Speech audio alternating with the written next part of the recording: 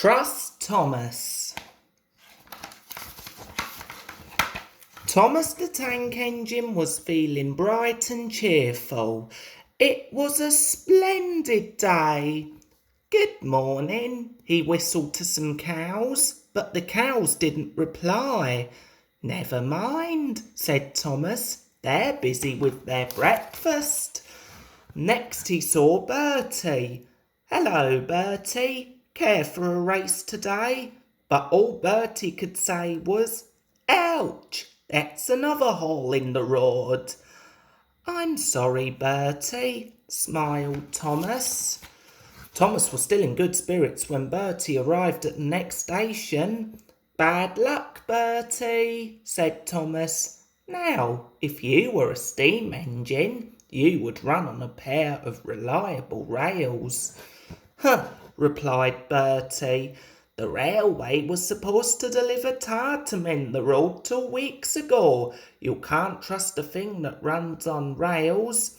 I run on rails. You can trust me, Bertie. I'll see if I can find out what's happened. Thomas left Bertie and made his way along the branch line towards the big station by the sea. James was snorting about in the yard. It's too bad. Percy goes to work at the harbour and I do his job. Here, there and everywhere. Take that! Oh, groaned the trucks. Just you wait. We'll show you. Gordon laughed.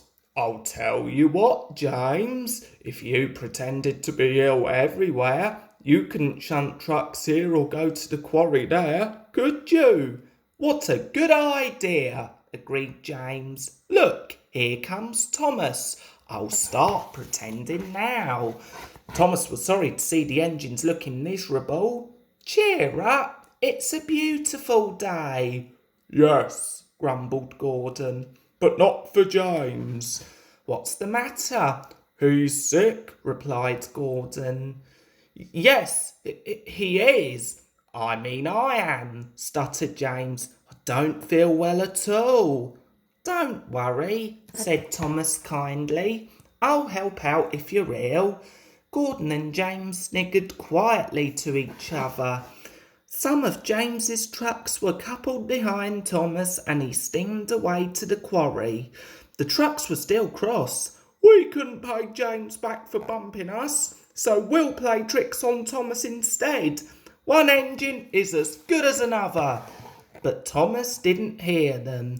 He collected all the stone from the quarry and then set off back to the junction. Danger lay ahead. Now for our plan, giggled the trucks. Go faster, go faster. Slow down, called Thomas's driver and applied the brakes. Poor Thomas stood dazed and surprised in a muddy pond as a toad eyed him suspiciously. Bust my buffers, muttered Thomas. The day started so well too. Duck pulled away the trucks and Edward helped Thomas back to the junction. Suddenly, Thomas remembered the missing tar. He told Edward all about it. That's strange, said Edward. A truck full of tar has been left at my station. That must be it. Driver will make sure it gets to Bertie now. Later, James spoke to Thomas. I'm sorry about your accident, he muttered. And so is Gordon. We didn't mean to get you into trouble. No, indeed, spluttered Gordon. A mere misunderstanding, Thomas. All's well that ends well. Just then Bertie arrived. He looked much more cheerful. My road's being mended now. Oh, I am glad, replied Thomas. Thanks for all you did. Now I know I can trust an engine, especially if his name is Thomas.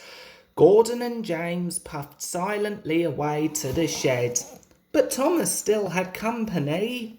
Well, well, he sighed. What a day for surprises.